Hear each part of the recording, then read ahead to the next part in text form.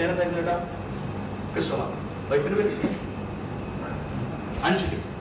അഞ്ജലി ചേച്ചി ഇപ്പൊ വിളിച്ചിട്ട് പറയാണ്, കൃഷ്ണകുമാരേട്ടാ തിരിച്ചു വരുമ്പോ കുറച്ച് നല്ല പച്ചക്കറി വാങ്ങണേ, നാളെ ബ്രേക്ക്ഫാസ്റ്റ് ഉള്ളതാണേ.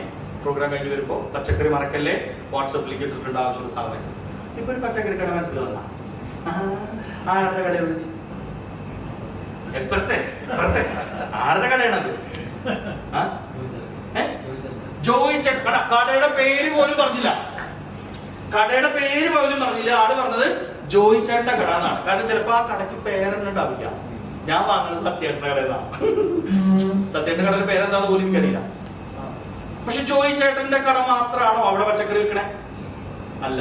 ദെൻ വൈ ജോയി ചേട്ടൻ? അതാണ് ജോയി ചേട്ടൻ ഉണ്ടാക്കിയിട്ടുള്ള ബ്രാൻഡിങ്. ജോയി ചേട്ടൻ വലിയ പുസ്തകം മുതലാളിയൊന്നും ആയിരിക്കൂല. അയാൾ വലിയ ഫ്ലക്സ് വെച്ചിട്ടില്ല, അയാൾ ബാനർ വെച്ചിട്ടില്ല, അയാൾ ഭയങ്കരമായിട്ടുള്ള ഡിസ്പ്ലേ വെച്ചിട്ടില്ല, ഒന്നും വെച്ചിട്ടില്ല. പക്ഷെ കസ്റ്റമറുടെ മനസ്സിന്റെ ഉള്ളില് ജോയി ചേട്ടന്റെ പച്ചക്കറിയാണ് ദ ബെസ്റ്റ് പച്ചക്കറി ഇൻ ദ വേൾഡ്. ഇനി അതല്ലാണ്ട് വേറെ സ്ഥലത്ത് നിന്ന് ഇന്ന് പച്ചക്കറി വാങ്ങിയിട്ട് നമുക്ക് അഞ്ജലി മേഡത്തിന് പറ്റിക്കണം. ആ പച്ചക്കറി കണ്ട വഴിക്ക് അഞ്ജലി മേഡത്തിനോട് ഇൻഡയറക്റ്റ് ആയിട്ട് അറിയിക്കുക, ജോയേട്ടന്റെ കട അടവായിരുന്നത് വേറെ സ്ഥലത്തുനിന്നാ വാങ്ങിയിട്ടോ, ആ പച്ചക്കറിക്ക് ഇല്ലാത്ത കുറ്റുണ്ടാവില്ല. നിങ്ങളല്ലാണ്ട് ജോയിച്ചേട്ടൻ അവിടുന്ന് വാങ്ങുമോ? ഇത് കളിയൊക്കെ കാണണം, ചുകന്നിരിക്കുന്നു. ജോയിച്ചേട്ടൻ്റെ കളിയോ അല്ലേ? പിന്നെ അതിലില്ലാത്ത കുറ്റങ്ങൾ ഉണ്ടാവില്ല. കാരണം എന്താ?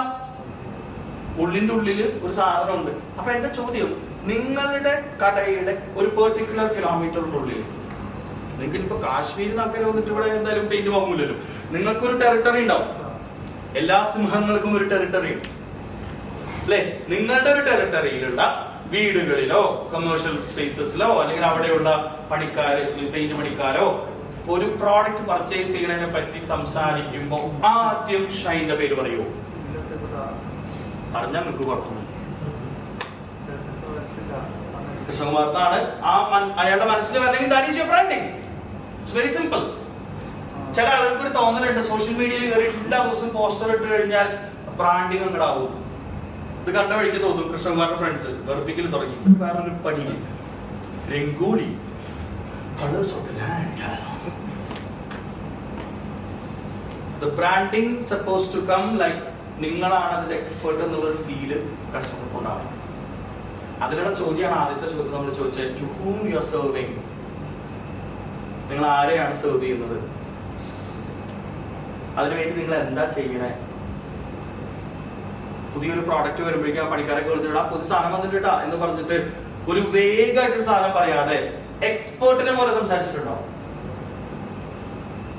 പലരും ചെയ്യുന്നില്ല. ഇതിന്റെ ഉത്തരം യെസ് എന്നാണ്.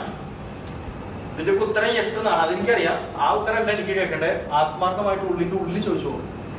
പക്ഷെ പല കടകളിലും നമ്മൾ കാണുമ്പോൾ സോറി ടു സേ നിങ്ങൾ ബോസ് കളിയാണ്. എടുത്തോ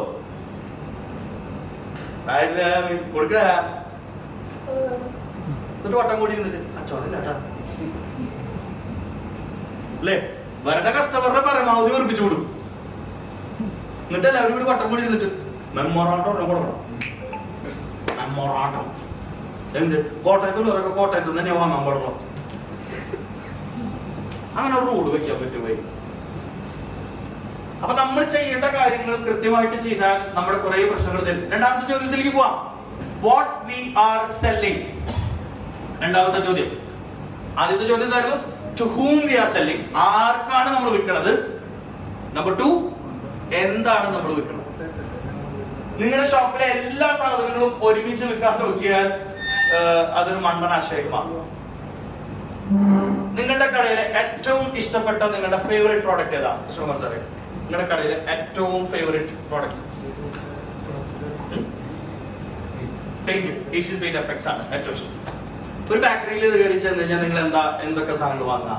2 തരം സ്വഭാവമായിട്ടാണ് ബേക്കറിയിലേക്ക് ആൾക്കാർ തരാം. ഒന്ന്, എന്ത് വാങ്ങണമെന്ന് വ്യക്തമായ ധാരണയുള്ള കസ്റ്റമർ. നിങ്ങളുടെ കടയിലേക്കും അങ്ങനെ തന്നെയാണ് വരിക. ഏത് കച്ചവടത്തിലായാലും ഇങ്ങനെ തന്നെയാണ്. എന്ത് വാങ്ങണമെന്ന് വ്യക്തമായ എനിക്ക് ധാരണയുണ്ട്. ബേക്കറിയിൽ ഞാൻ ചെന്നു, 2 ടൈഗർ ബിസ്ക്കറ്റ്, 1/2 കിലോ റസ്ക്, ഒരു തേൻ മിഠായിയുടെ ഒരു കപ്പ്, വേറെ എന്തെങ്കിലും വേണം? കുഴിയപ്പൻ്റെ ഏട്ടാ, പപ്സിന്റെ ഏട്ടാ, ഇല്ലേ? അങ്ങനെ കസ്റ്റമർ. ഇനിയൊരു കസ്റ്റമർ ഉണ്ട്, എന്തപ്പം വാങ്ങുക? അങ്ങനത്തെ കസ്റ്റമർ അല്ലേ? ബേക്കറിക്കാരൻ ഏറ്റവും ആദ്യം പുഷ് ചെയ്യുന്ന പ്രോഡക്റ്റ് ഏതായിരിക്കും? മുട്ട പപ്സ്. പപ്സ് എടുക്കട്ടെ, നല്ല ചൂട് പപ്സ്. കട്ട്ലേറ്റ് എടുക്കട്ടെ, കുഴിയപ്പം എടുക്കട്ടെ. എന്താ കാരണം എന്നറിയോ? ഷെൽഫ് ലൈഫ് കുറഞ്ഞ പ്രോഡക്റ്റുകളായിരിക്കും ഏറ്റവും ആദ്യം ബുദ്ധിയുള്ള കച്ചവടക്കാരൻ പുഷ് ചെയ്യുക. കാരണം അത് ഇന്ന് വൈകുന്നേരത്തോട് കൂടിയിട്ട് നാശമായി പോവും. 100 പപ്സ് ഞാൻ ഇറക്കി വെച്ചിട്ടുണ്ട്, 60 പപ്സേ ഇന്ന് വിൽക്കാൻ പറ്റിയുള്ളൂ, 40 പപ്സ് ബാക്കിയായാൽ അന്നത്തെ പപ്സ് കച്ചവടം ഏതാണ് തീരുമാനമായി. ശരിയാണോ? എന്താ മനസ്സിലായേ? പ്രോഫിറ്റ് കൂടുതലുള്ള പ്രോഡക്റ്റ് ആണ് ഫേവറേറ്റ് പ്രോഡക്റ്റ്. നിങ്ങൾക്ക് എങ്ങനെയാണെന്ന് അറിയില്ല, എനിക്ക് അങ്ങനെയാണ്. എനിക്ക് ഏറ്റവും ഇഷ്ടമുള്ള പ്രോഡക്റ്റ് ഏതാന്ന് ചോദിച്ചാൽ, എനിക്ക് ഏറ്റവും കൂടുതൽ വരുമാനം ഉണ്ടാക്കി തരുന്ന പ്രോഡക്റ്റ് ഏതോ അതാണ് എന്റെ ഫേവറേറ്റ് പ്രോഡക്റ്റ്. ചില ആൾക്കാർ ചില കമ്പനിയിൽ വിൽക്കാൻ നടക്കാറ്, വലിയ പ്രോഫിറ്റ് ഒന്നുമില്ല, പക്ഷെ ഭയങ്കര സാധന. കാരണം ഈ കമ്പനിന്റെ അടിയില്ല. പ്രോഫിറ്റ് ഉള്ള സാധനല്ലേ ഏട്ടാ വിൽക്കട്ടെ? അതാണോ വിൽക്കണേ? ആണെങ്കിൽ നല്ലത്. ഞാൻ പറഞ്ഞില്ല, നിങ്ങൾ ആരും മോശക്കാരാന്ന് ഞാൻ പറഞ്ഞില്ല കേട്ടോ. അതാണ് നിങ്ങൾ വിൽക്കണമെന്നുള്ളത് ഉറപ്പ് വരുത്തിയിട്ട് വെക്കുക, അത്രേ ഉള്ളൂ. ഓർമ്മിപ്പിക്കൽ മാത്രമാണ്. പക്ഷേ പലരുടെയും തല ആടുന്നത് ഞാൻ കണ്ടില്ല. പ്രോഫിറ്റ് ഒന്നും കാൽക്കുലേറ്റ് ചെയ്തിട്ടില്ല, ബ്രാൻഡിനെ നോക്കിയിട്ട് അങ്ങോട്ട് പുഷ് ചെയ്ത് വിടുകയാണ്.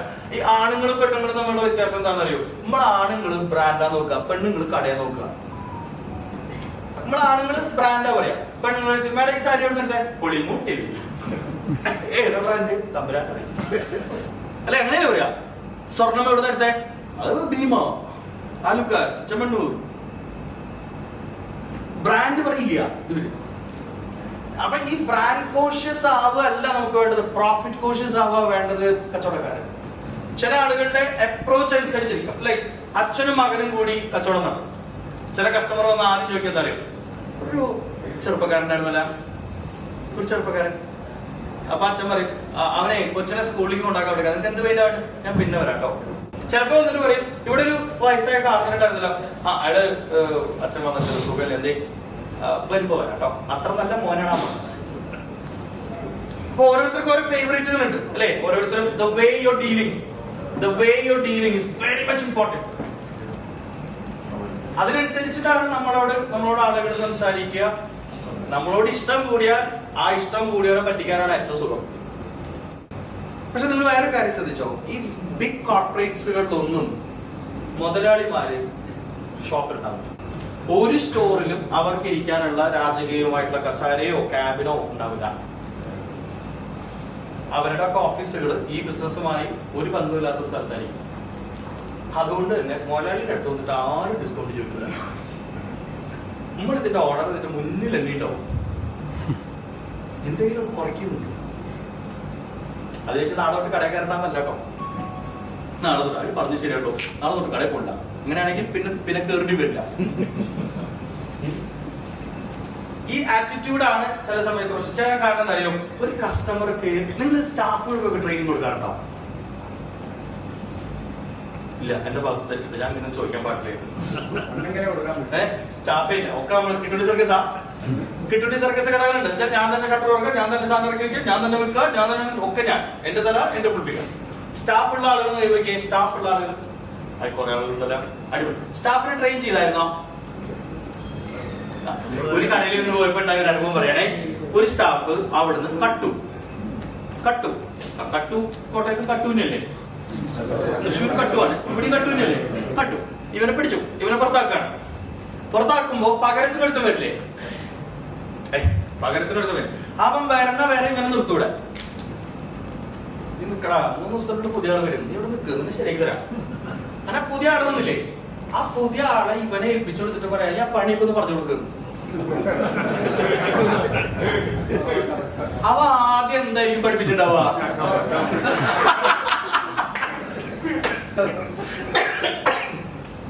അവൻ ആദ്യം എന്താ പഠിപ്പിച്ചത്? മുതലാളി 11:30 വരുള്ളൂ. അപ്പം അതുവരെ ഇത് എന്റെ കടയാണ്. എന്റെ കടയാകുമ്പോ ഇതിന് പ്രോഫിറ്റ് ഞാൻ കൊണ്ടുപോകും അല്ലേ? ചില മുതലാളിമാർക്കുള്ള സുഖം പറഞ്ഞിട്ടെ, ഒരു കസ്റ്റമർ കയറി വരുമ്പോഴേക്കും മുതലാളി ഷൈൻ ചെയ്യണതാണ്. സ്റ്റാഫിനോട് വരണല്ലേ, വാങ്ങാളല്ല. അപ്പൊ സ്റ്റാഫ് എങ്ങനെ മനസ്സിലായി? 25 കൊല്ലായി മണി ഏഷ്യൻ പെയിന്റ്സ് തുടങ്ങുന്നതിന്റെ തലേ ദിവസം ഞാൻ പെയിന്റുകൾ തുടങ്ങിയതാ. അങ്ങനെ ആ കടക്കാരൻ, കസ്റ്റമർക്കാരൻ, കസ്റ്റമർ കടയിലേക്ക് വന്നു, സ്റ്റാഫിനോട് ചോദിച്ചു പെയിന്റ് ഉണ്ടോ? ഇല്ല. എന്തേ? ഈ വാങ്ങാനുള്ളതല്ലാതെ എനിക്കറിയാം, എന്റെ മുതലാളി എല്ലാ കാര്യങ്ങളും പഠിപ്പിച്ചു തന്നിട്ടുണ്ട്. ബ്രഷ് ഉണ്ടോ? ഇല്ലെങ്കിൽ 21 കൊല്ലായി ഞാൻ ബിസിനസ് ട്രെയിനിങ്സ് നടത്താൻ തുടങ്ങിയിട്ട് ഇതുവരെ കസ്റ്റമറെ കണ്ടാൽ എനിക്ക് തിരിച്ചറിയില്ല. അത്രയും ഡിഫറൻസ് ആണ് കസ്റ്റമറുകൾ പറയുന്നത്. ഒരു കസ്റ്റമർ തന്നെ പല തരത്തിലാണ് നമ്മുടെ കടയിൽ വന്നിട്ട് ബിഹേവ് ചെയ്യുക. ഒരു ദിവസം ഭയങ്കര ഹാപ്പി ആയിട്ട് വന്ന് സംസാരിച്ചു പോയ ആള് ചിലപ്പോൾ അടുത്ത പ്രാവശ്യം വരിക ഇഞ്ചി തിന്നോ കുറയ്ക്കേണ്ട പോലെ.